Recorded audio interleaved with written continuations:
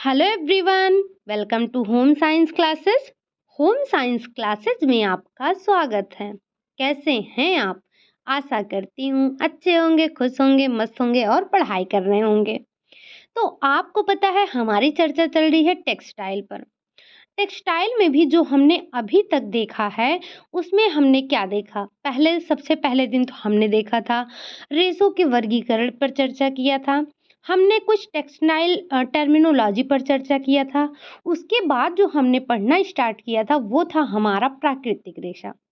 प्राकृतिक रेशों में आपने कपास को देखा, ऊन को देखा, रेशम को देखा, जूट को देखा, लिनन को देखा, साथ ही साथ जो आपके अन्य सेलुलोजिक फाइबर थे, जैसे चाहे वो हेम्प हो, मनीला हो, कोयर हो या फिर रेमी हो, हमने इन सभी पर थोड़ी-थोड़ी चर्चा की है।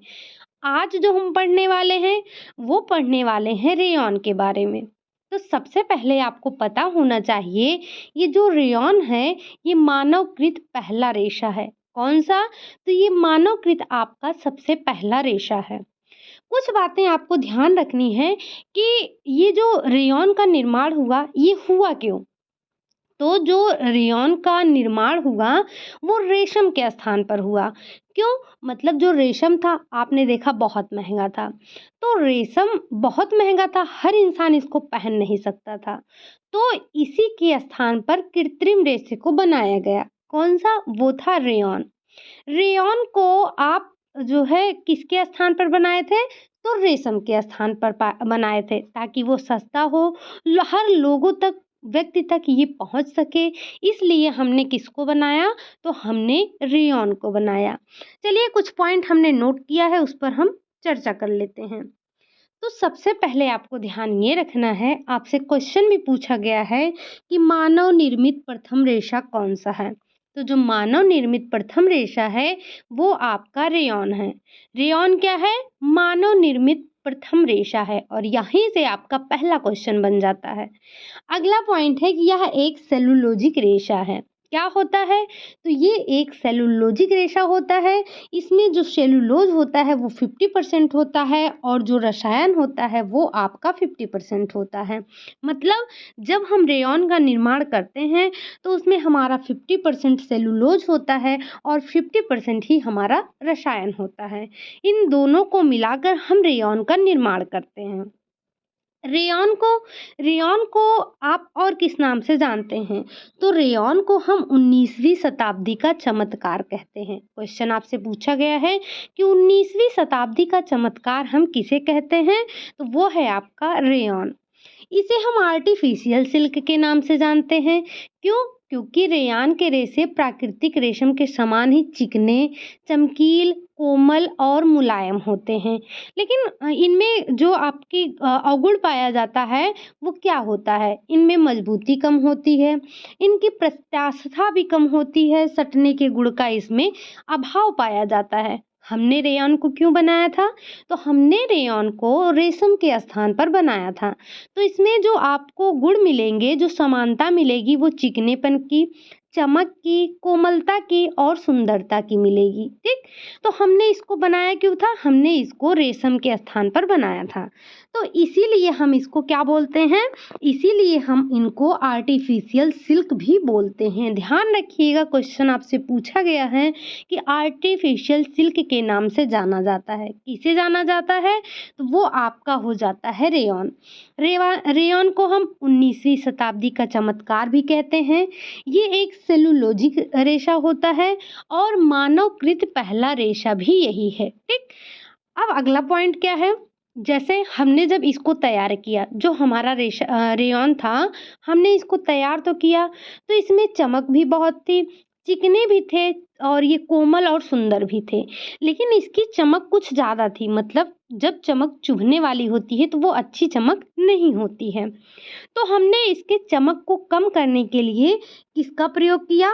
तो चमक को कम करने के लिए टिटेनियम डाइऑक्साइड का प्रयोग किया। ये क्वेश्चन आपसे पूछा जाता है कि रेयॉन की चमक को कम करने के लिए किसका प्रयोग किया जाता है, या फिर किस रसायन का प्रयोग किया जाता है? तो आप क्या बताएंगे कि रेयॉन के चमक को कम करने के लिए हम टिटेनियम डाइऑक्साइड का प्रयोग करते हैं। कंफ्यूज मत होइएगा, यूथ में आपकी थोड़ी सी गलती है, शायद उसमें कोई और आंसर है, ठीक, लेकिन आपका राइट आंसर यही होगा, टिटेनियम डाइऑक्साइड। तो चमक, ये जो चमक को कम किया जाता है ना, इसके लिए भी एक टर्म आता है आपका, जैसे जैसे जो हम पढ़ रहे थे, रेशम में गोंद को हटाने के लिए कौन सा प्रोसेस कर रहे थे, तो हम डिगमिंग प्रोसेस कर रहे थे। हम जो उसका जब हम उस पे डिगमिंग प्रोसेस कर रहे थे, तो उस समय हमारे रेशम का जो भार था वो कम हो जा रहा था। फिर हम उस भार को बढ़ाने के लिए वेटिंग प्रोसेस कर रहे थे। तो उसी प्रकार से इस चमक को हटाने की जो प्रक्रिया होती है उसका नाम क्या होता है, तो वो हम आगे बताएंगे आपको। आगे हम इसके बारे में भी चर्चा करेंगे, ठीक। तो आपको क्या ध्यान रखना है, सबसे पहले ध्यान रखना है कि चमक को कम करने के लिए किस रसायन का प्रयोग करते हैं, तो टिटेनियम डाइऑक्साइड का प्रयोग करते हैं। बार बार बोल रही हूँ, नोट कर लीजिएगा, ठीक। अब ये जो रेयॉन होता है, रेयॉन का शाब्दिक अर्थ होता क्या है, तो ये भी क्वेश्चन आपसे पूछा गया है कि रेयॉन का शाब्दिक अर्थ क्या होता है। तो रेयॉन का जो शाब्दिक अर्थ होता है वो होता है सूर्य की किरणों का परावर्तन। क्या होता है, सूर्य की किरणों का परावर्तन। सूर्य की किरणों के परावर्तन से ही क्या होता है, चमक उत्पन्न होती है। तो आपको क्या ध्यान रखना है कि जो रेयॉन का शाब्दिक अर्थ होता है वो आपका होता है सूर्य की किरणों का परावर्तन, ठीक। तो आप यहाँ से कितने पॉइंट को ध्यान रखेंगे, ये सारे पॉइंट जो यहाँ पर लिखे गए हैं, ये सारे पॉइंट आपके एग्जाम में किसी ना किसी एग्जाम में पूछे जा चुके हैं। तो इनको सारे पॉइंटों को आप ध्यान रखेंगे। पहला, मानव निर्मित रेशा कौन सा है, वो आपका रेयॉन होता है। ये कैसा रेशा है, तो ये सेलुलोजिक रेशा होता है। इसमें सेलुलोज कितना होता है, तो 50% आपका सेलुलोज होता है और 50% ही इसमें रसायन पाए जाते हैं। इसे किस शताब्दी का चमत्कार बोला जाता है, तो इसे हम 19वीं शताब्दी का चमत्कार बोलते हैं। साथ ही साथ आपको ध्यान क्या रखना है कि आर्टिफिशियल सिल्क के नाम से हम किसको जानते हैं, तो वो आपका हो जाता है रेयॉन हो जाता है, ठीक। ये तो हमने देखा, इतने पॉइंट आपसे पूछे जाते हैं। लेकिन अब आपको पता है कि जो रेयॉन का रेशा है हमने क्यों बनाया था, तो इसे रेशम के स्थान पर बनाया था। हमने सोचा कि रेशम तो बहुत महंगा है, अब ये हर व्यक्ति तक तो नहीं पहुंच सकता है, इसीलिए हमने कृत्रिम रेशम तैयार करने की कोशिश की। कृत्रिम रेशम, आर्टिफिशियल सिल्क। तो हमने सोचा कि हम कृत्रिम जो है रेशम तैयार कर लेते हैं, ये सस्ता होगा और लोगों तक पहुंच जाएगा, हर व्यक्ति इसको पहन सकेगा। तो इसीलिए हमने आर्टिफिशियल सिल्क का निर्माण किया। अब जब हमने सिल्क का निर्माण किया, तो आर्टिफिशियल सिल्क का निर्माण किया, तो वो रेशम के समान तो दिखा, चिकना दिखा, चमकदार दिखा, कोमल था, सुंदर था, लेकिन उसमें कुछ अवगुण भी थे। जैसे जैसे उसमें मजबूती कम थी, उसमें प्रत्याशता कम था, उसमें सटने के गुण का भी अभाव देखा गया था। लेकिन जो आपका रेशम होता है वो मजबूत होता है, उसमें प्रत्याशता भी होती है और सटने के गुण भी उसमें पाए जाते हैं। तो जब इतने गुण और अवगुण हमने देखे, तो जो चमक उसमें हमें मिली, तो वो चमक क्या थी, वो हमारे आँखों को चुभने वाली थी। जैसे एक चमक होती है हमें अच्छी लगती है, लेकिन एक चमक होती है वो हमारे आँखों को चुभती है। तो जो हमारे कृत्रिम रेशम था, जो मतलब रेयॉन था, अगर हम कृत्रिम रेशम बोलें तो आपको कन्फ्यूज़ नहीं होना है। आपको ध्यान रखना है कि कृत्रिम रेशम और रेयॉन बातें दोनों एक ही हैं। एक ही चीज को बोला जा रहा है। तो जो कृत्रिम रेशम था हमारा, उसको हमने उसकी चमक कम की। कैसे? टिटेनियम डाइऑक्साइड का प्रयोग करके किया। साथ ही साथ आपको ध्यान रखना है कि रेयॉन का जो शाब्दिक अर्थ होता है, उसका मतलब होता है सूर्य की किरणों का परावर्तन, ठीक। उम्मीद है कि इतने पॉइंट आपके यहाँ से क्लियर हो चुके होंगे। अब आपको ध्यान क्या रखना है कि फादर ऑफ रेयॉन, ये क्वेश्चन आपसे काफी बार पूछा गया है। उम्मीद है कि आप सभी को ये पता भी होगा। तो आप फादर ऑफ रेयॉन किसे मानते हैं, किसे कहा जाता है? तो वो हैं आपके काउंट डी हिलेरी चार्टो नेट हैं। कौन है? काउंट डी हिलेरी चार्टो नेट। ये क्या है? तो ये फादर ऑफ रेयॉन बोले जाते हैं। ये क्वेश्चन भी आपसे पूछा गया है कि फादर ऑफ रेयॉन कौन है? तो ध्यान रखिएगा, फादर ऑफ रेयॉन जो है वो काउंट हिलेरी डी चार्टो नेट हैं। ये तो हमने देखा कि हमने जो कृत्रिम रेशम था उसको विकसित क्यों किया। जब इसको विकसित किया तो इसमें क्या गुण थे, क्या अवगुण थे, ठीक? और इसके कुछ अन्य नामों पर भी चर्चा किया। लेकिन क्या ये जो हमारा रेयॉन था, जो कृत्रिम रेशा था, ये एक दिन में ही बन के आ गया? तो आप बोलेंगे नहीं, कोई भी चीज़ अगर बनती है तो वो तुरंत नहीं बन जाती, रातों रात नहीं बन जाती है। उसका कुछ इतिहास भी होता है। तो उसके इतिहास से भी आपसे क्वेश्चन पूछा जाता है, तो उसके इतिहास को भी जानना आपके लिए ज़रूरी है। तो हम क्या करेंगे? हम सबसे पहले कुछ और जानने से पहले हम सबसे पहले रेयॉन के इतिहास के बारे में जानेंगे। क्यों? क्योंकि यहाँ से हमसे काफ़ी बार क्वेश्चन पूछा जाता है और ये इम्पोर्टेंट भी है हमारे लिए, ठीक? तो सबसे पहले हम हिस्ट्री ऑफ रेयॉन देखते हैं कि रेयॉन की क्या हिस्ट्री है, ठीक?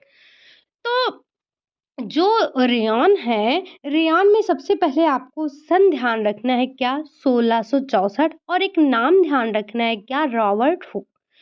क्या हुआ था कि सर्वप्रथम रॉबर्ट हुक ने सर्वप्रथम रेयॉन के विषय में खोज की और इन्होंने ही बताया कि रेशम के कीड़े के मुंह से निकले रेशे के समान कृत्रिम गुलेटिनस संगठन के द्वारा रेशा बनाया जा सकता है। आपने देखा था कि जब हमने रेशम के बारे में चर्चा किया था तो हमने बताया था आपको कि कीड़ा होता है, उसके मुख के पास 2 छिद्र होते हैं और जो वो 2 छिद्र होते हैं, उन्हीं छिद्रों से वो जो कीड़ा होता है वो लसलसा पदार्थ निकालता है और खाता क्या है? तो वो खाता है शहतूत की पत्ती को और उसका पाचन होता है, उसके बाद वो लसलसा पदार्थ निकालता है और वही क्या होता है, लसलसा पदार्थ हमें क्या मिलता है? रेशम मिलता है, ठीक? तो इन्होंने कहा, रॉबर्ट हुक जी ने कहा कि जिस प्रकार से रेशम के कीड़े के मुंह से निकले रेशे के समान हम कृत्रिम रेशा बना सकते हैं। ये तो इन्होंने बात कही, इन्होंने सोचा, इनके मन में सबसे पहले यही विचार आया। किसके? रॉबर्ट हुक के। और कब? तो ये आया 1664 में। ये कहानी है, सुनते चलिएगा, यहाँ से क्वेश्चन बनते हैं, ठीक? फिर उसके बाद क्या हुआ? फिर उसके बाद आया 1710। 1710 में क्या हुआ? तो 1710 में एक फ्रांस वैज्ञानिक थे। कौन? R.A.D. र्यूमर। तो इन्होंने क्या बताया? तो इन्होंने बताया कि रेजिन और क्या होता है? लेट रासायनिक पदार्थों की सहायता से रेशे बनाए जा सकते हैं। ये जो पहले कौन थे? Robert Hooke. इन्होंने बताया, इन्होंने कहा कि जिस तरह से कीड़े के मुख से जो निकलता है रसायन, उससे रेशे का निर्माण होता है, तो उसी तरह से कृत्रिम ग्लूटिन्स संगठन से रेशे बनाए जा सकते हैं। और फिर 1710 ईस्वी में र्यूमर ने बताया कि रेजिन, नाम याद कीजिएगा, ध्यान रखिएगा कि रेजिन और लेट रसायन की सहायता से रेशे बनाए जा सकते हैं। फिर इन्होंने भी ये बताया। उसके बाद क्या हुआ? इसके बाद 1840 में, सन भी ध्यान रखिएगा, ये एक दिन का नहीं हुआ। सबसे पहले आपने कब देखा? तो हमने सबसे पहले 1664 की बात की, फिर हमने 1710 की बात की, अब हम आ गए हैं 1840 ईस्वी में। फिर 1840 में क्या हुआ? एक ऐसे उपकरण का आविष्कार हुआ जिसके द्वारा संश्लेषित रेशे उपकरण के छोटे-छोटे छिद्रों से बाहर निकाले जा सकते हैं। मतलब ये सब तो सोच रहे थे जब हमने 1664 में देखा और 1710 में देखा। तो ये लोगों ने, किसी ने सुझाव दिया, कोई सोच रहे थे, किसी ने बताया। लेकिन जो 1840 आया उसमें एक उपकरण का भी आविष्कार हो गया। उपकरण का आविष्कार कब हुआ? तो वो हुआ आपके 1840 में। 1840 में किस तरह के उपकरण का आविष्कार हुआ? तो ऐसे उपकरण का आविष्कार हुआ जिसके द्वारा संश्लेषित रेशे उपकरण के छोटे-छोटे छिद्रों से निकाल कर बनाए जा सकते हैं। मतलब ऐसा कुछ उपकरण है, मान लेते हैं अभी आप उपकरण का नाम पढ़ेंगे। उसमें कुछ इस तरह से आपने छिद्र देखा और ऐसे आविष्कार किए कि इन्हीं छिद्रों से रेशों को निकाला जा सकता है। फिर क्या हुआ? फिर जॉर्ज ऑडिमस, ये स्विट्ज़रलैंड के केमिस्ट थे। क्या थे? स्विट्ज़रलैंड के केमिस्ट थे। इन्होंने नाइट्रोसेलुलोज की खोज की। तो ध्यान रखिएगा, नाइट्रोसेलुलोज की खोज किसने की थी? तो वो जॉर्ज ऑडिमस ने की थी। किसने? जॉर्ज ऑडिमस ने की थी। नाम ध्यान रखिएगा, क्या किया था? तो नाइट्रोसेलुलोज की खोज की थी। अब आता है काउंट हिलेरी डी चार्टोनेट। आपने इनका नाम पहले ही सुना, क्या? कि फादर ऑफ रेयन किसे कहा जाता है? तो वो है आपके काउंट हिलेरी डी चार्टोनेट। इससे पहले का इतिहास हमने देखा। अब हम बात करते हैं कि 1884 में काउंट डी हिलेरी चार्टोनेट ने क्या किया। तो इन्होंने, किसने? काउंट हिलेरी डी चार्टोनेट ने नाइट्रोसेलुलोज से मानव निर्मित प्रथम रेशा रेयॉन की खोज की। किसने? काउंट ही लेरी डी चार्टोनेट ने। तो आपको पता है इनको हम क्या बोलते हैं? तो इन्हीं को हम रेयॉन का जनक कहते हैं, रेयॉन का पिता कहते हैं, फादर ऑफ रेयॉन कहते हैं। किसको?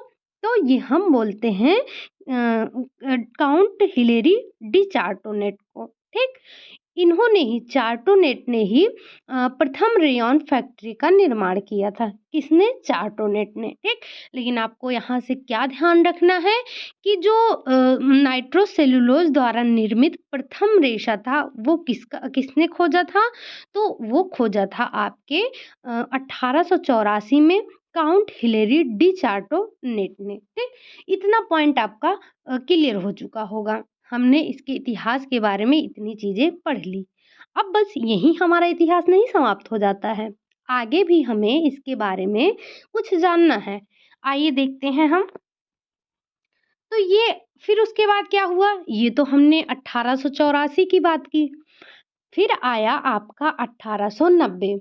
इसमें एक नाम आपका आता है, किसका? LH डिस्पेसिस। ये कौन थे? तो रेयॉन बनाने की कुप्रामोनियम विधि का विकास किया। तो रेयॉन बनाने की कुप्रामोनियम विधि का आविष्कार किसने किया? तो वो किया आपके डिस्पेसिस ने। ठीक, यह नाइट्रोसेलुलोज से उत्तम रेशा था। किससे? नाइट्रोसेलुलोज। और नाइट्रोसेलुलोज को किसने विकसित किया था? किसने बनाया था? तो वो बनाया था, हिलेरी ने बनाया था, या फिर आप कह सकते हैं चार्टोनेट ने बनाया था। ठीक, अब जो आपके डिस्पेसिस ने बनाया वो नाइट्रोसेलुलोज से उत्तम रेशा था। इन्होंने, इसे हम क्या कहते हैं? तो इसे हम अमोनिया सिल्क के नाम से भी जानते हैं। तो ध्यान रखिएगा, जो रेयॉन बनाने की कुप्रामोनियम विधि है उसमें हम क्या बोलते हैं? उसे हम अमोनिया सिल्क के नाम से भी जानते हैं। यहाँ से आपके काफ़ी क्वेश्चन बन रहे हैं, तो आप इसे नोट कर लीजिएगा। ठीक, अब ये तो थी हमारा 1890 की बात। अब अगला सन जो आता है आपका, वो आता है 1892। 1892 में क्या हुआ था? तो 1892 में व्रेवन क्रॉस व मीडल, इन्होंने विस्कॉस विधि द्वारा रेयॉन निर्माण का विकास किया। और वर्तमान में जो आपका प्रचलन में है वो आपका यही विस्कॉस विधि है। ठीक, तो विस्कॉस विधि द्वारा रेयॉन बनाने का जो श्रेय जाता है, किसको जाता है? तो वो जाता है वेवन क्रॉस व मीडल को जाता है। और वर्तमान में सबसे ज़्यादा प्रचलन में कौन है? तो वर्तमान में सबसे ज़्यादा प्रचलन में यही आपका विस्कॉस विधि का है। विस्कॉस विधि से जो रेयॉन बनाया जा रहा है इसका उपयोग सबसे ज़्यादा वर्तमान में हो रहा है। ठीक, अब हमने 1892 तक तो हम पहुंच चुके हैं। अब इसके बाद क्या होता है, फिर 1919 आता है। 1919 में जर्मन में रेयॉन का व्यापारिक उत्पादन प्रारंभ हुआ। जो रेयॉन का व्यापारिक उत्पादन प्रारंभ हुआ, वो कब हुआ? तो वो 1919 में, और कहाँ? वो हुआ आपका जर्मन में। फिर ये तो रही 1919 की बात। अब आ जाता है आपका 1925। 1925 में क्या हुआ? तो इस समय, कब? 1925 में सर्वप्रथम मानव निर्मित रेशे की अधिकृत मान्यता प्राप्त हुई। तो मानव निर्मित रेशों को अधिकृत मान्यता कब प्राप्त हुई? तो वो प्राप्त हुई आपको 1925 में। सन आप ध्यान रखेंगे। ये फिर 1925 के बाद क्या हुआ? 1925 के बाद 1937 में एफटीसी ने सेल्यूलोज द्वारा निर्मित किसी भी रेशे को रेयॉन नाम दिया। अब ये एफटीसी क्या है? तो federal trade commission, full form याद रखिएगा, आपसे पूछा भी जा चुका है कि एफटीसी का फुल फॉर्म क्या है। तो आप ध्यान रखेंगे, फेडरल ट्रेड कमीशन, ये इसका फुल नाम है, मतलब फुल फॉर्म है। तो इसने क्या किया, किसी भी रेशे को सेलुलोज द्वारा निर्मित किसी भी रेशे को क्या नाम दिया? तो रेयॉन नाम दिया। ठीक। फिर क्या हुआ? ये तो रही 1937 की बात। फिर 1946 आया, और 1946 में भारत में रेयॉन की सबसे पहली फैक्ट्री कहाँ पर डाली गई? तो वो डाली गई आपके कहाँ पर? याद रखिएगा, केरल में। केरल का नाम सबसे पहले आता है। कब भारत में ये जो रेयॉन की फैक्ट्री पड़ी? कब? 1946 में। ठीक। लेकिन अभी क्या है, तो अभी तो बहुत सारे कारखाने खुल चुके हैं, बहुत सारी फैक्ट्रियां खुल चुकी हैं। तो रेयॉन का प्रचलन आज से नहीं है। आपने देखा कब से है? तो हमने रेयॉन के बारे में 1664 से पढ़ना शुरू किया था। कब से? 1664 से हमने स्टार्ट किया, और हम 1946 तक का इतिहास हमने देख डाला, और आज चल रहा है क्या? 2024 चल रहा है। तो आप देख रहे हैं कि रेयॉन का जो इतिहास है वो आज का नहीं है, बहुत दिन का है। ठीक। तो हमने ये बात कर ली किसके बारे में? रेयॉन की हिस्ट्री के बारे में। यहाँ से आपसे क्वेश्चन पूछा जाता है, चीजें पॉइंट टू पॉइंट लिखी गई हैं, तो आप इनको ध्यान रखेंगे। आपको पता है, जो रेयॉन आधुनिक युग का है, इसमें एक अनोखी सी चमक होती है। इसमें क्या होता है? इसमें सिल्क जैसी सुंदरता होती है, आकर्षक होता है, वैभवशाली वस्त्र होता है। ये केवल धनाढ्य, जो आपके अमीर वर्ग हैं, उनके उपयोग तक ही सीमित नहीं है। इसको कई लोग पहनते हैं। ठीक। पहले जो रेशम हुआ करता था, रेशम को सिर्फ और सिर्फ अमीर वर्ग ही पहनता था। ठीक। लेकिन अभी क्या हुआ कि अभी ये धीरे धीरे बहुत विकसित हो गया है ना? तो वैज्ञानिकों के प्रयोग से, उनके प्रयासों के द्वारा जो निर्मित अब सभी जो रेयॉन निर्मित हो गया है, वो अब सभी आय वर्ग के लोग पहनते हैं। ना कोई अमीर और ना कोई गरीब, मतलब हर तबके का व्यक्ति इसको पहन सकता है। इसके मूल्य रेशमी जो वस्त्र होते हैं ना, उससे काफ़ी कम होते हैं। क्या होते हैं? बहुत ही कम होते हैं। तो इसीलिए तो हर कोई पहन पाता है। इनके जो बने परिधान होते हैं वो हल्के होते हैं, कोमल भी होते हैं, ऐश्वर्य वाले होते हैं। इनके वस्त्रों में काफ़ी सुंदरता होती है। मतलब आप अगर इनको चाहें तो बहुत अच्छे से पहन सकते हैं। मतलब अगर इनको क्या कहा जाता है? इसीलिए तो इनको आर्टिफ़िशियल सिल्क बोला जाता है। ये आपको देखने में कैसे लगेंगे? तो आपको देखने में ये रेशम के समान ही दिखेंगे। अब रेशम और रेयॉन में डिफरेंस तो होगा ही, लेकिन जब हम रेशम नहीं पहन सकते हैं तो हम क्या पहनते हैं? तो हम रेयॉन पहनते हैं। ठीक। ये तो हमने चर्चा की रेयॉन की हिस्ट्री पर। हमने रेयॉन की हिस्ट्री देख ली। अब हम क्या देखेंगे? आप ये मत सोचिएगा कि हमें सिर्फ हिस्ट्री देखनी ही देखनी है। हिस्ट्री से आपसे काफ़ी क्वेश्चन पूछे जाते हैं, तो इनको ध्यान रखिएगा। अब हम बात करते हैं काइंड ऑफ रेयॉन, मतलब रेयॉन कितने प्रकार के होते हैं।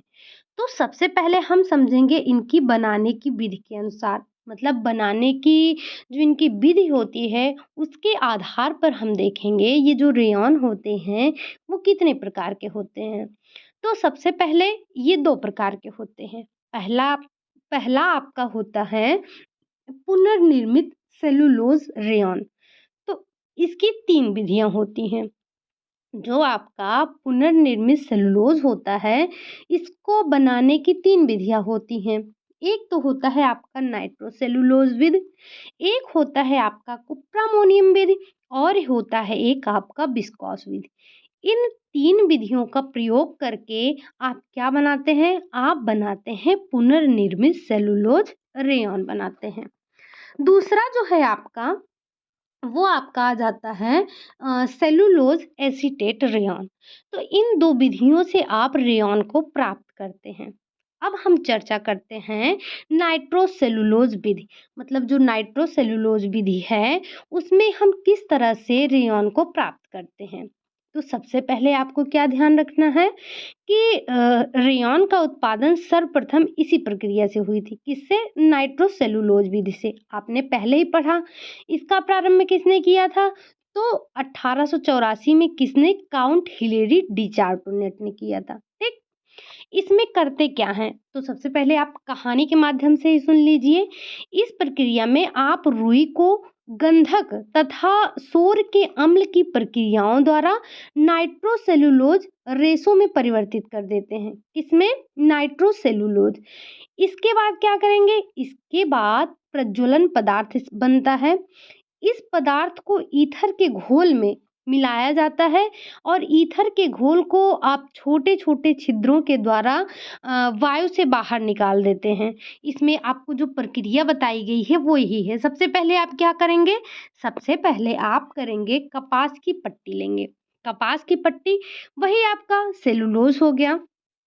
कपास की पट्टी में आप H2SO4 क्या? H2SO4 सल्फ्यूरिक अम्ल और आपका HNO3 आप इन दोनों को मिलाएँगे। क्या करेंगे? इन तीनों को मिलाएँगे आपस में। फिर जब मिलाएँगे तो मिलाने पर आपको क्या प्राप्त होगा? आपको ये जो कपास की पट्टी H2SO4 HNO3 इन तीनों को जब आप मिलाएँगे तो आपको मिलेगा नाइट्रोसेलुलोज़। जब आपको नाइट्रोसेलुलोज़ मिलेगा, फिर आप इस नाइट्रोसेलुलोज़ में ईथर और अल्कोहल को मिलाएँगे। क्या करेंगे? ईथर और अल्कोहल को मिलाएँगे। अब जब इनको आप आपस में मिला लेंगे, ईथर, अल्कोहल और नाइट्रोसेलुलोज़, तो आपको एक कोलाइडल घोल मिलेगा। क्या मिलेगा? एक कोलाइडल घोल मिलेगा।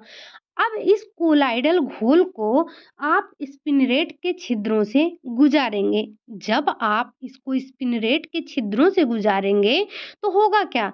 तो जो रेयॉन का रेशा होगा वो ये नीचे निकल जाएगा और जो अल्कोहल और ईथर ये दोनों क्या होंगे? ये वाष्प बनकर उड़ जाएंगे। तो इसमें कितने चरणों में आप रेशे को प्राप्त करते हैं? तो इसमें 3 चरणों में। बहुत ही सिंपल है और क्या है? तो सबसे पहले आप कपास की पट्टी लेंगे या हम जिसे लिंटस बोलते हैं, तो वो क्या लेंगे? आप कपास की पट्टी लेंगे। अब उसमें मिलाएँगे आप H2SO4 प्लस HNO3 मिलाएँगे। ये सूत्र आप ध्यान रखिएगा। जब आप इनको मिलाएँगे तो ये इससे आपको मिलाने से क्या मिलेगा? नाइट्रोसेलुलोज़ मिलेगा। अब आप नाइट्रो जो आपको मिला है, नाइट्रोसेलुलोज़ जो मिला है, अब आप उसमें ईथर और अल्कोहल को मिक्स करेंगे। जब आप इनको मिक्स करेंगे, तब आपको एक घोल की प्राप्ति होगी और उस घोल को आप किसमें डालेंगे? तो आप उसको एक स्पिनरेट के छिद्र स्पिनरेट का मतलब समझ रहे हैं? स्पिनरेट का मतलब होता है कुछ इस तरह से आपका एक बर्तन सा होता है, ठीक? या मैं आपको ये बोलूँ कि आप में से कितने लोग ऐसे हैं जिन्होंने सेवई बनाने वाली मशीन देखी है? मैंने तो देखी है। पहले वो हाथ से जो सेवई बनाई जाती थी, जो उसका मशीन होता था ना, सेम वही आपका ये स्पिनरेट समझ लीजिए उसको। कंपेयर कीजिए कि वो आपका स्पिन रेट है। जिस तरह से आप आटे की लोई को उसमें डालते थे, उसी तरह से इस घोल को उसमें डाला जाता है और जिस तरह से आपकी सेवइयाँ नीचे गिरती थी, उसी तरह से ये जो रेशे होते हैं, ये गिरते हैं। अब आपको पता है कि जो अगर आपने देखा है, तो जो सेवई बनाने की मशीन होती थी ना, उसमें अनेक प्रकार के प्लेट होते थे। तो मोटे, पतले जिस तरह से आप चाहते थे उस तरह के प्लेट आपको उसमें मिल जाते थे। तो वैसे ही उसी प्रकार से आपका स्पिन होता है। इसमें आप अपनी इच्छा अनुसार कई प्लेट होता है। आपको जिस तरह का रेशा चाहिए होगा, मोटा, पतला, आप वो प्लेट लगाकर रेशे को प्राप्त कर सकते हैं। ठीक? तो इसमें आप क्या करते हैं, फिर जो आपने कोलाइडल घोल पाया, कोलाइडल घोल को बनाया, उसको आपने स्पिनरेट के छिद्रों से गुजार दिया और जो इसमें ईथर था और जो अल्कोहल यहाँ हमने ऊपर मिलाया था, तो ये क्या हो गया, ये ईथर और अल्कोहल आपका वाष्प के द्वारा उड़ गया और जो आपका रेयॉन का रेशा था वो आपको नीचे प्राप्त हो गया। ठीक? तो ये थी हमारी नाइट्रोसेलुलोज बनाने की विधि थी। अब अगला है आपका कुप्रामोनियम विधि। अब ये कुप्रामोनियम विधि क्या है? तो इसमें भी आपको बहुत कुछ नहीं करना है। आप करेंगे क्या कुप्रामोनियम विधि में? तो सबसे पहले यह जो प्रक्रिया थी जो ये कुप्रामोनियम विधि थी, ये विकसित कब हुई? तो यह प्रक्रिया आपको 1897 में प्रचलित हुई थी। इसमें करते क्या हैं? तो इसमें भी रुई की पट्टी या फिर कागज़ की जो लुगदी होती है, उसी का प्रयोग होता है।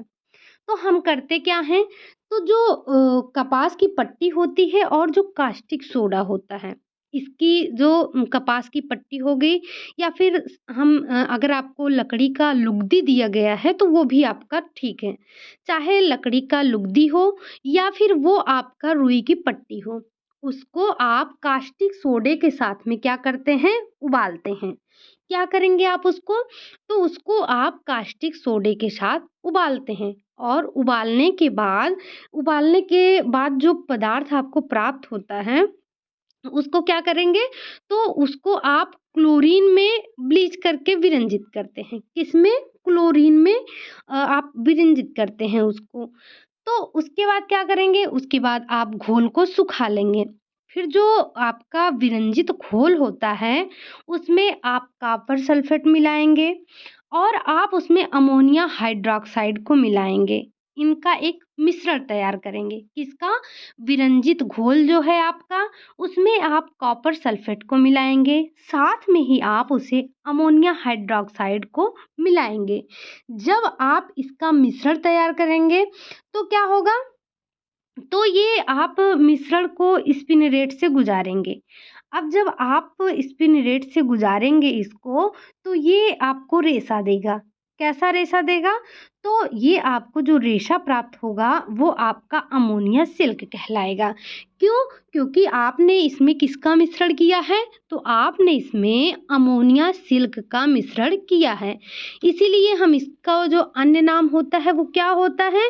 तो वो होता है आपका अमोनिया सिल्क। अमोनिया सिल्क किस विधि से बनता है? तो वो आपका बनता है कुप्रामोनियम विधि से। ठीक? ये पॉइंट आप ध्यान रखिएगा। एक बार हम फिर से इसकी विधि को समझते हैं। तो सबसे पहले हम करते क्या हैं? सबसे पहले हम कपास की पट्टी या साथ में हम कास्टिक सोडा लेते हैं, फिर इसको उबालते हैं। उबालने के बाद जो घोल आपको पदार्थ प्राप्त होता है, उसको क्या करते हैं? उसको क्लोरीन के ब्लीच से उसको मतलब क्लोरीन में ब्लीच करते हैं, विरंजित करते हैं। उसके बाद इस घोल को सुखाते हैं। साथ में इसको उसके बाद इस घोल में हम कॉपर सल्फेट और अमोनिया हाइड्रॉक्साइड का घोल मिलाते हैं। घोल मिलाकर हम क्या करते हैं? तो इसको हम स्पिनरेट से इस घोल को गुजारते हैं और जब गुजारते हैं, स्पिनरेट आपका वही है। इसमें जो प्लेट आप लगाएँगे मोटी या पतली, उसी हिसाब से आपको जो मिलेगा रेशा प्राप्त होगा। अगर मोटी प्लेट होगी तो मोटा रेशा प्राप्त होगा, अगर प्लेट पतली होगी तो पतला रेशा प्राप्त होगा। ठीक? अब इसकी जो लास्ट विधि है वो है विस्कॉस विधि। विस्कॉस विधि जो है ये आपकी विस्कॉस विधि का जो सर्वप्रथम निर्माण हुआ था वो ब्रिटिश रासायनिक विवन क्रॉस और मिडल के द्वारा 1892 में किया गया था। आपको पता है कि जो आधुनिक समय का रेयान है उसमें सबसे ज़्यादा इसी विधि से उत्पादन किया जाता है, क्योंकि इसमें उत्पादन का व्यय ही कम होता है और इसमें जो इसका धागा होता है वो सुंदर होता है। मतलब क्या कि इसमें व्यय कम लगता है, आपका पैसा कम लगता है और आपको धागा सुंदर मिलता है, अच्छा मिलता है। ठीक। तो भारत में विस्कॉस रेयॉन बनाने के लिए सबसे पहले किसका प्रयोग हुआ था? तो बांस का हुआ था। ध्यान रखिएगा आप। ठीक। अब हम इसकी विधि पर भी चर्चा कर लेते हैं। ये सबसे आपकी इम्पॉर्टेंट विधि है। ठीक। तो इसमें क्या होता है? सबसे पहले आप लेंगे कपास की पट्टी। कपास की पट्टी हमने कहीं में देखा, या फिर आप बांस की लुगदी लेंगे। ठीक। हमने क्या किया? हमने सबसे पहले कपास की पट्टी ली, उसके बाद हमने उसको सोडियम हाइड्रॉक्साइड मिलाया। अब जब हमने उसमें सोडियम हाइड्रॉक्साइड मिलाया तो हमने क्या किया? फिर हमने क्या किया? उसको स्टीप किया। स्टीपिंग मतलब इसमें ध्यान रखिएगा, जब हम इसको फिर हम पानी में डुबो कर रखते हैं। ठीक। किसको? ये जो कपास की पट्टी हमने लिया और सोडियम हाइड्रॉक्साइड लिया, इसको हम डुबो कर रखते हैं और ये जो डुबोने की प्रक्रिया होती है इसे हम स्टीपिंग कहते हैं। ये क्वेश्चन भी आपसे पूछा गया है। तब हमें क्या होता है? तब हमें क्षारीय सेलुलोज प्राप्त होता है। क्या प्राप्त होता है? तब हमें ये क्षारीय सेलुलोज प्राप्त होता है। अब उसके बाद क्या करते हैं?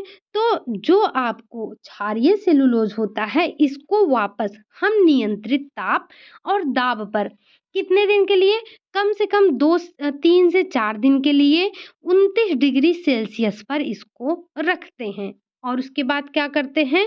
फिर इसमें कार्बन डाइऑक्साइड और कार्बन डाई सल्फाइड को मिक्स करते हैं।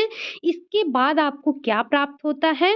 जब आप इसमें 2-3 दिन रख कर टेम्परेचर और प्रेशर पे रख कर जब इसमें आप कार्बन डाइसल्फाइड मिलाते हैं तो आपको क्या प्राप्त होता है? तब आपको प्राप्त होता है एन्सेथेट सेलुलोज प्राप्त होता है। और जो आपने ये प्रक्रिया की उसे हम जिंथेशन बोलते हैं, या फिर क्या बोलते हैं? चर्निंग बोलते हैं। क्या बोलते हैं? चर्निंग बोलते हैं या फिर हम उसे जिंथेशन बोलते हैं। ये क्वेश्चन आपसे पूछा गया है। क्या कि जब आप जो आपको क्षारीय सेलुलोज प्राप्त होता है जब आप उसे 2 से 3 दिन के लिए 3 से 4 दिन के लिए 39 डिग्री सेल्सियस पर रखते हैं और उसमें कार्बन डाई सल्फाइड को मिक्स करते हैं तो वो प्रक्रिया क्या कहलाती है? तो वो आपकी क्या कहलाती है? जिंथेशन कहलाती है या फिर चर्निंग कहलाती है। अब जब ये आपको एक्सेंथेट सेलुलोज प्राप्त हो गया तब आपने इस एक्सेंथेट सेलुलोज को इसमें आपने सोडियम हाइड्रॉक्साइड के घोल को मिलाया। किसके? सोडियम हाइड्रॉक्साइड के घोल जो आपको यहाँ पर प्राप्त हुआ उसमें आपने सोडियम हाइड्रॉक्साइड का घोल बनाया। फिर उसको आपने घोला। अब ये आपका जो घोला आपने इसको घोल कर गाढ़ा घोल बनाया तो ये प्रक्रिया आपकी क्या कहलाई? इसे हम मिक्सिंग या फिर डिसॉल्विंग कहलाती है। क्या? मिक्सिंग या फिर डिसॉल्विंग कहलाती है।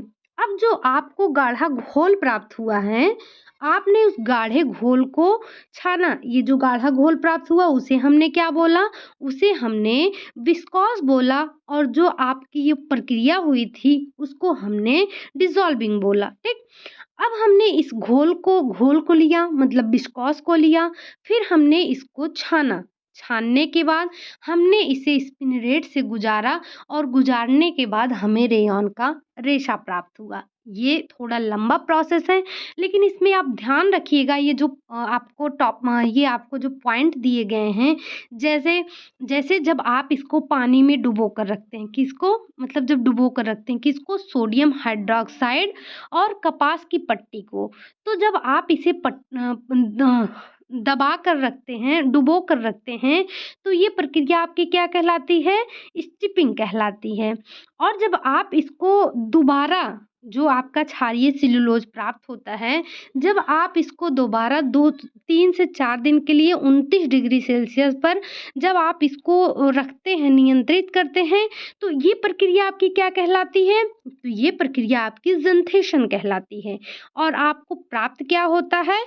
तो आपको प्राप्त होता है एक्सेंथेट सेल्यूलोज़ प्राप्त होता है। अब आप इसमें जब जो आपको एक्सेंथेट सेल्यूलोज़ प्राप्त हुआ है, उसमें आप सोडियम हाइड्रॉक्साइड के घोल को मिक्स करते हैं, तो ये प्रक्रिया क्या होती है? तो ये प्रक्रिया या तो मिक्सिंग कहलाती है या फिर आपकी डिसॉल्विंग कहलाती है।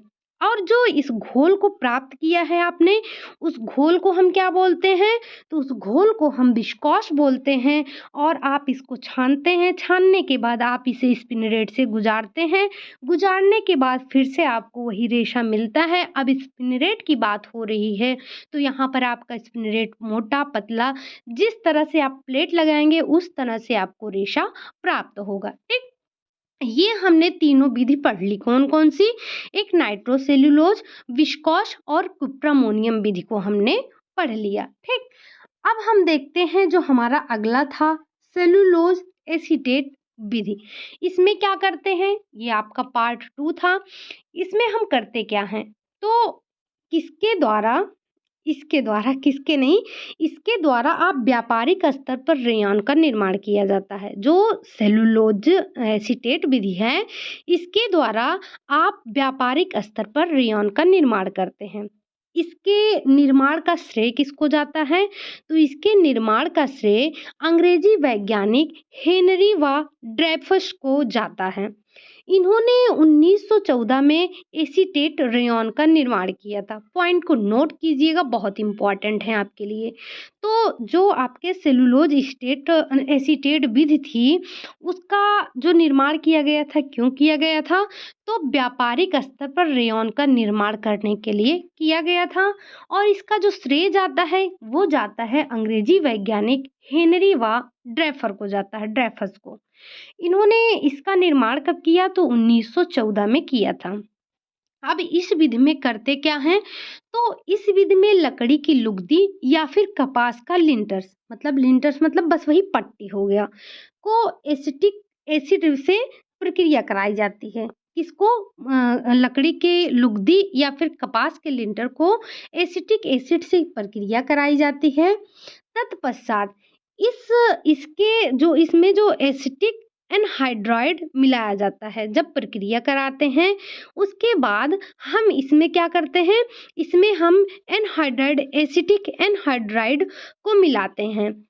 अब जिसमें जो सेलुलोज एसीटेट का घोल तैयार किया जाता है, इस घोल को ठंडा पानी में घोल दिया जाता है। जब इसे आप ठंडा पानी में घोल देते हैं, इसके बाद सेलुलोज एसीटेट का सफ़ेद फ्लैक निर्मित हो जाता है। इसे धोकर सुखा लिया जाता है। अब जब आपने इसको धोकर सुखा लिया, तो सुखाने के पश्चात इसके सूखे फ्लैक को एसीटोन में घोलकर छाना जाता है, जिससे जो इसमें अशुद्धियाँ हों, अशुद्धियाँ दूर हो जाएँ और जो घोल होता है उसे गाढ़ा घोल तैयार किया जाता है। अब जो गाढ़ा घोल है, उससे ऐसे रेशा तो बन नहीं जाएगा, फिर वही प्रक्रिया हमारी आ जाएगी क्या? कि इससे गाढ़े घोल को नियंत्रित ताप व दाब पर स्पिनरेट के बारीक व्यास के छिद्रों से होकर निकाला जाता है और इसे कमरे में भाप प्रवाहित की जाती है। इसके साथ ही आप क्या करेंगे?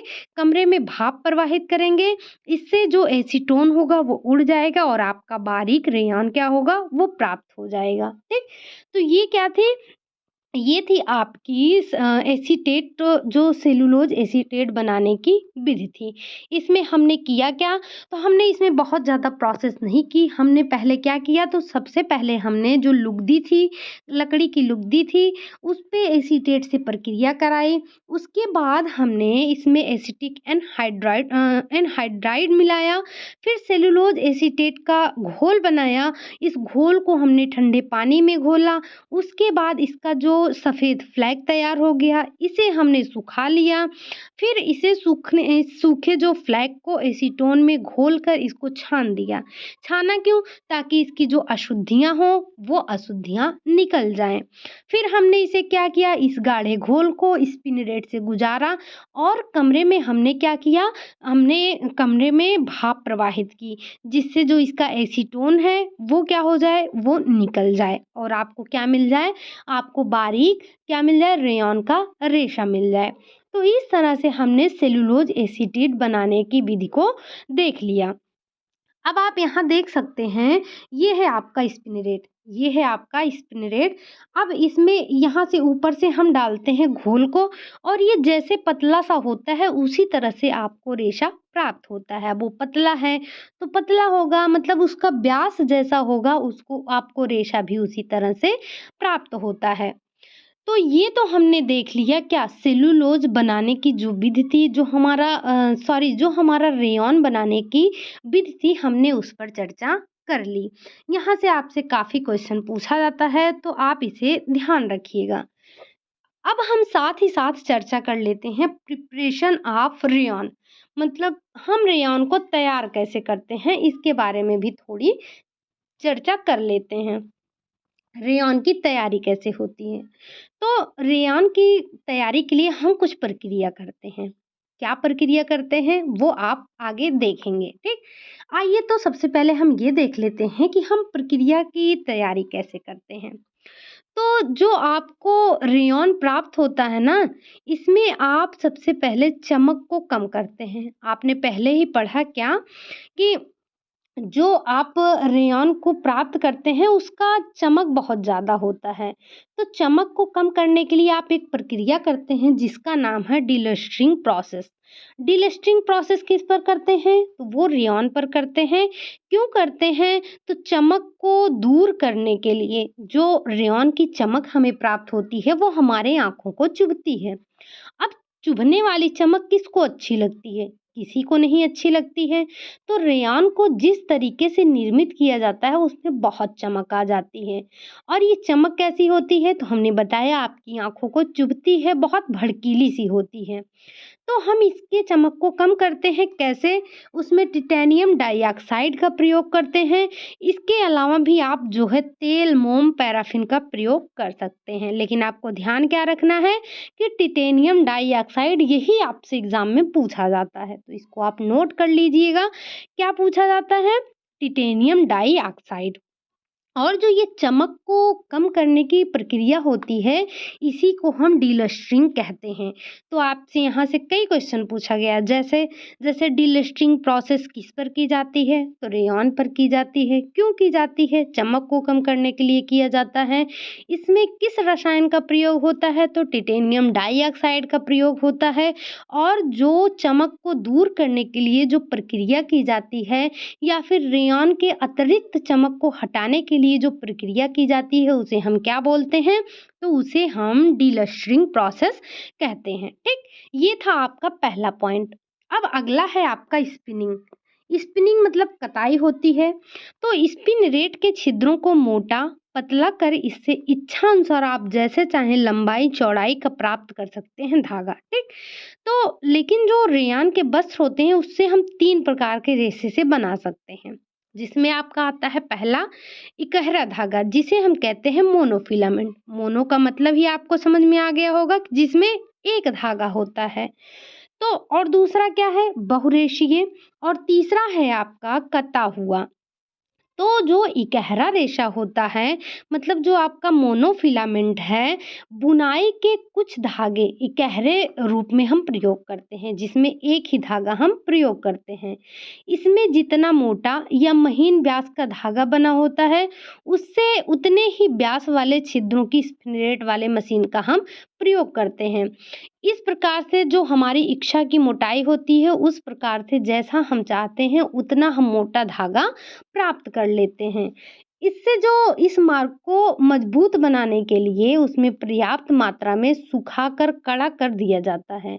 जो ये इकहरा धागा होता है उसे हम सुखाकर क्या करते हैं? तो कड़ा कर देते हैं। बस आपको सिंपल सा ध्यान रखना है कि जिसमें आप एक धागे का प्रयोग कर रहे हैं वो आपका हो जाता है इकहरा रेशा या फिर मोनोफिलामेंट यार्न। अब जो इस तरह का धागा होता है उससे हम कैसे वस्त्र बनाते हैं, तो उससे आप अधिकतर मतलब ज़्यादातर कौन-सा हौजरी के वस्त्र को बनाते हैं। अब हम बात करते हैं जो आपका बहुरेशीय आता है मतलब मल्टी फिलामेंट यार्न। इसमें आप 2 या 2 से अधिक रेशों को मिलाकर तैयार करते हैं।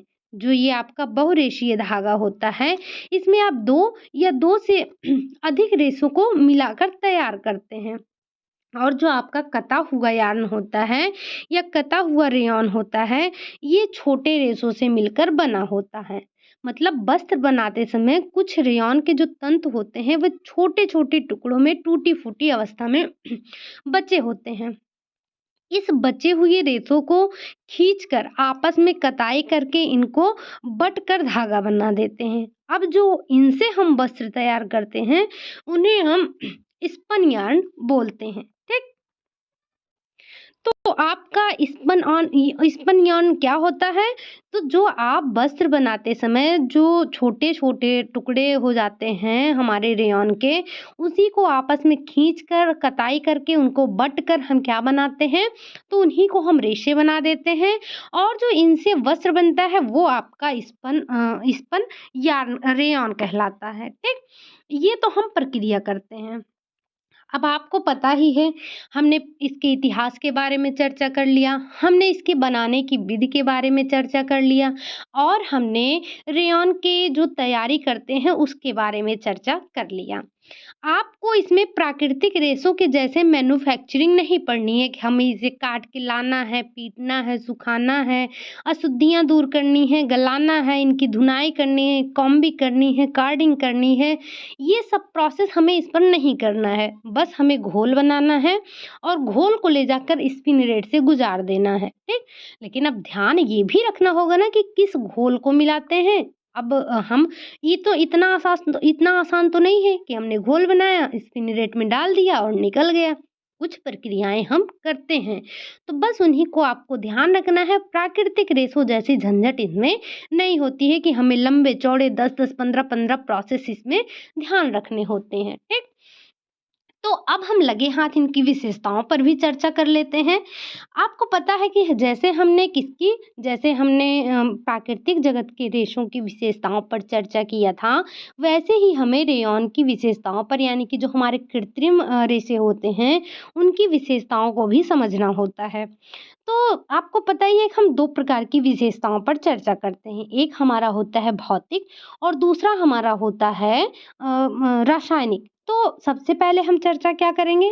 सबसे पहले जो हमारी चर्चा होगी, वो होगी आपके भौतिक विशेषताओं पर। तो भौतिक विशेषता में सबसे पहले आपका क्या आता है? संगठन। संगठन में क्या आता है? तो आपको पता है संगठन कैसा है? रेयॉन चाहे जिस भी विधि से निर्मित किया गया हो, इसका जो मूल आधार होता है, वो पौधों के जो अंदर में सेलुलोज पाया जाता है, उसी से होता है। आपने देखा या तो आप लकड़ी के गुद्दे का इस्तेमाल कर रहे थे या फिर आप कपास के लिंटर का प्रयोग कर रहे थे। तो जो इसका संगठन होता है, क्या होता है? वो सेलुलोज़िक होता है। आपको पता है कि इसकी लंबाई जो ये मानवकृत रेशा है ना, ये प्राकृतिक जगत का तो रेशा है नहीं, ये मानवकृत रेशा है। तो ये मानवकृत होने के कारण इसकी जो मोटाई होगी, जो छोटी मतलब लंबाई होगी, जो इसकी चौड़ाई होगी, वो हमारी इच्छा पर होगी। मतलब हम जितना लंबा चाहें, जितना पतला चाहें, जितना मोटा चाहें, वो आपका हो जाएगा, हमारी इच्छानुसार होगा। इसमें पता है, इसमें जो आपके छोटे छोटे रेशे होते हैं, उन्हें हम क्या कहते हैं? उन्हें हम स्टेपल कहते हैं, ठीक? तो जो आपके छोटे रेशे हैं, हम उन्हें स्टेपल कहते हैं। इसमें अत्यंत सुंदर रेशम के समान चिकने सतह वाले कोमल वस्त्रों का निर्माण करते हैं, ठीक? और क्या होता है, तो इनमें आपको पता है एक विभिन्नता मिलती है। हमने इसकी लंबाई चौड़ाई क्या किया, अपने इच्छा अनुसार रख लिया। इसमें आपको पता ही होगा जो प्राकृतिक जगत के थे उसमें हमने बहुत छोटे छोटे रेशे पढ़े थे। सबसे लंबा रेशा कौन सा था जिसे हम प्राकृतिक जगत में फिलामेंट कह रहे थे। कमेंट करके आप मुझे बताइएगा। और साथ में आपको पता है ये जो रुई के समान जलता है, जो आपका रेयॉन होता है, ये जलता तो रुई के समान है लेकिन जलने के बाद पिघल कर काले दाने के रूप में बदल जाता है। और ये राख कैसी देता है, तो ये आपको भूरी राख देता है। जलता किसके समान है, तो रुई के समान होता है। पिघल कर ये दाने के रूप में बदल जाता है। और राख आपको कैसी देता है, तो राख ये आपको भूरी देता है। मजबूती की बात करें तो इसमें मजबूती जो रेयॉन के रेशे में ऊन की अपेक्षा तो अधिक मजबूती होती है। लेकिन क्या होता है, लेकिन सिल्क की अपेक्षा इसकी मजबूती 1/3 होती है। मतलब क्या होती है, मजबूती इसमें कम होती है। सूखी अवस्था में यह अधिक मजबूत होता है। जो आपका क्या बोलते हैं इसको, रेयॉन है, ये सूखी अवस्था में तो अधिक मजबूत होता है लेकिन अगर इसे गीली अवस्था में रख दिया जाए तो इसकी जो मजबूती है वो 40 से 70% तक कम हो जाती है। इसीलिए इसे हमें क्या करना चाहिए, इसीलिए हमें इसे हाथों से दबाकर या फिर इसे ड्राई वॉश करना चाहिए, ये अच्छा होता है। ये हम मतलब इसमें रगड़ कर नहीं धोना चाहिए, रगड़ सहने की क्षमता इसमें नहीं होती है। साथ ही इसमें प्रत्यास्थता का अभाव पाया जाता है, प्रतिस्पंदनता का भी अभाव पाया जाता है।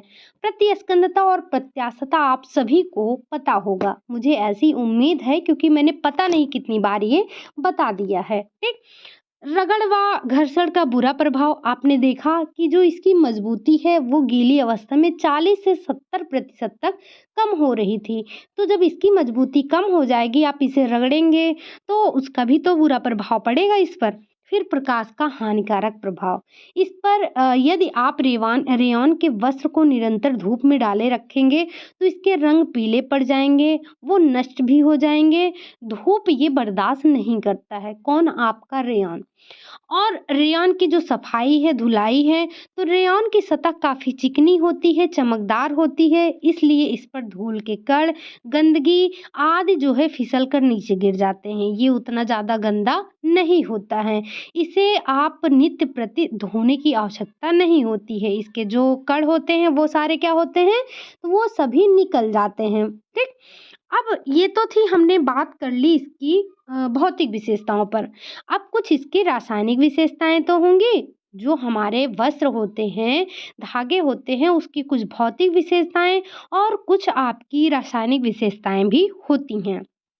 तो जो इसकी रासायनिक विशेषताएं हैं वो क्या हैं? सबसे पहले हल्के अम्ल का प्रयोग अच्छा होता है। जो आपका ये रेयॉन होता है, रेयॉन क्या होता है, ये हल्के अम्ल का प्रभाव तो इस पर अच्छा होता है लेकिन गर्म शांत जैसे सल्फ्यूरिक अम्ल, नाइट्रिक, इनका प्रयोग क्या होता है, नुकसानदेह होता है। कहने का मतलब जो अम्ल का प्रभाव होता है ये क्या होगा, तो ये आपका बहुत अच्छा नहीं होता है, लेकिन तब भी अच्छा होता है। अम्ल का प्रभाव जैसे द्रव अम्ल जैसे जो नींबू हो गया, रेयॉन के वस्त्र के लिए अच्छे होते हैं, इनसे खराब नहीं होते हैं। लेकिन जो रेशे होते हैं वो थोड़ा कमज़ोर हो जाते हैं। तो बहुत अच्छा तो नहीं होता है लेकिन तब भी अच्छा होता है। अब क्षार का प्रभाव, तो अमोनिया बोरेक्स जैसे कड़े साबुन या शोधक पदार्थ से इनके तनाव सामर्थ्य और चमक में कमी आ जाती है। मतलब ये बहुत अच्छे नहीं होते हैं। तो जब आप क्षार का प्रभाव इन पर, क्षार में क्या, अमोनिया बोरेक्स हो गया, और इनके जैसे जो कड़े साबुन हैं आप अगर इनका प्रयोग करेंगे तो ये आपके वस्त्रों को खराब कर देते हैं। अगला है ब्लीच। ब्लीच ब्लीच आप इन पर घरेलू ब्लीच कर सकते हैं।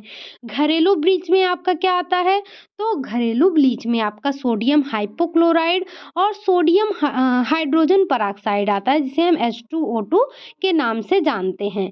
तो आप विरंजक किसका करेंगे, तो इसमें आप जो ब्लीच करेंगे वो घरेलू ब्लीच ही करेंगे। ठीक, अगला पॉइंट है आपका रंग। ये जो रेयॉन का रंग होता है, रेयॉन सफ़ेद रंग का होता है, लेकिन इसे किसी भी रंग में रंगा जा सकता है। इसका जो रंग होता है, वो अस्थाई होता है। जो इसका रंग होता है, कैसा होता है? तो रेयॉन का रंग जो होता है, वो अस्थाई होता है। सिर्फ़ जो एसीटेट रेयॉन होते हैं, इन पर रंग चढ़ाना थोड़ा मुश्किल हो जाता है। बाकी जो आपके रेयॉन हैं, इनका रंग कैसा होता है? तो सफ़ेद होता है। आप इन्हें किसी भी रंग में रंग सकते हैं, ठीक? किसी भी रंग में रंगे जा सकते हैं। बस यही जो आपके एसीटेट रेयॉन होते हैं, इन्हीं पर आप बहुत अच्छा रंग नहीं रंगा जा सकता है, थोड़ा मुश्किल होता है। साथ में पसीने का प्रभाव भी देख लेते हैं। तो रेयॉन में पसीने का अद्भुत व विलक्षण गुण विद्यमान रहता है। जो रेयॉन होता है, इसमें पसीने को सहने का जो क्षमता होती है, वो बहुत ही अद्भुत और विलक्षण होती है। पसीने से इनके रंग, गुण, मजबूती, चमक इन सब पर कोई प्रभाव नहीं पड़ता है। कहने का मतलब कि पसीने का कोई प्रभाव नहीं पड़ता है, किस पर? रेयॉन पर, ठीक? तो ये हमने पूरी चर्चा कर ली। हमने क्या देखा? हमने रेयॉन के इतिहास पर चर्चा किया, हमने इसकी बनाने की विधि पर चर्चा की, हमने इसकी जो तैयारी करनी थी, उस तैयारी को हमने चर्चा किया और हमने इनके जो विशेषताएँ थी, उन पर भी चर्चा कर ली है। तो जो आपका रेयॉन था, रेयॉन हमारा चैप्टर समाप्त हो चुका है। यहाँ से काफ़ी क्वेश्चन बनते हैं, तो इस चैप्टर को ध्यान से पढ़िएगा। कुछ क्वेश्चन तो मैं करवा ही दूँगी आपको संडे को, लेकिन आप इसे ध्यान से पढ़िए तो क्वेश्चन आपको अपने आप समझ में आ जाएगा। बस आज के लिए यही इतना रखते हैं। आपको क्लास कैसी लगी? अगर अच्छी लगी हो तो लाइक करें, सब्सक्राइब करें, कमेंट करें और शेयर करना ना भूलें, ठीक? बस आज के लिए यही इतना, मिलते हैं नेक्स्ट क्लास में, तब तक के लिए बाय बाय, टेक केयर।